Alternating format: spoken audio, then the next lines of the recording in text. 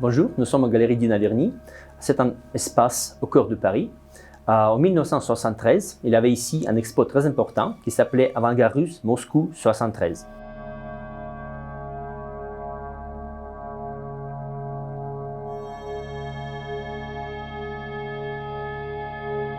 C'était un expo des jeunes artistes de Moscou, Eric Bulatov, Ilya Kabakov, Oskar Rabin. Il y avait des artistes qui n'étaient pas très connus au monde et c'était ici, à Paris, quand Dina Verny a ouvert la porte, ou plutôt la fenêtre à ces artistes. Ces œuvres, clandestinement, ont été portées de l'Union soviétique et installées ici, dans cet espace. Donc, maintenant, nous sommes dans une capsule de temps.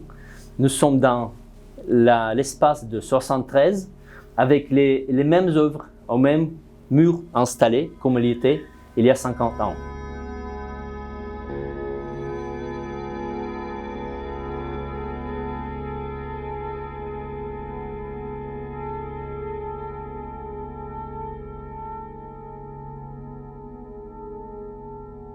Donc il y a un autoportrait d'Eric Bulatov devant moi, un grand Ilya Kabakov à côté, les dessins de Oleksiy Kelevski. Dans l'autre espace, c'était un passeport de Oskar Rabin et dans la cave, ce sont les sculptures de Maxime Arkhangelsk, un artiste russe moins connu que tous les autres. Cette exposition était très importante dans l'histoire de l'art russe, dans l'histoire de l'art dissident, parce que ces artistes ne pouvaient pas exposer leurs œuvres en Russie.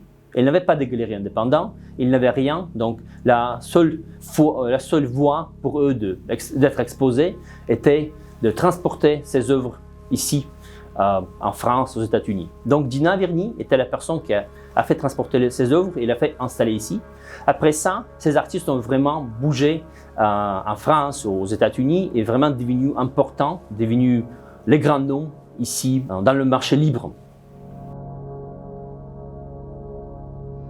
5 ans après, on refait cette expo, on fait le réenactement, on le réinstalle dans cette galerie historique. On fait aussi le second chapitre de cette exposition dans un autre espace ici à côté qui s'appelle PAL Project. Là, on fait la version contemporaine avec des 4 artistes russes contemporains, les jeunes artistes russes, Katia Muromtseva, Andrei Kouskin, Yevgeny Granilchikov et Pavel Oddelnov. Les jeunes artistes qui sont maintenant en exil en France, en Angleterre, aux États-Unis, à cause de la guerre qui se passe maintenant, la guerre contre l'Ukraine qui fait la Russie. Donc ces artistes ne vont pas être plus partie de l'art russe, ne vont pas être participer dans les activités en Russie. C'est pourquoi ils sont en exil, ils sont partis et recommencent sa vie maintenant. Et donc on a pensé de remettre cette exposition ici au cœur de Paris et aussi lier les deux situations, la situation historique des années 73 quand il y avait un moment très péjeur pour l'art en Russie et le moment contemporain quand les artistes ne peuvent pas librement parler qu'est-ce qu'ils font.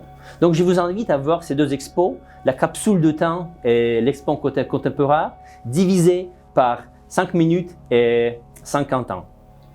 Merci.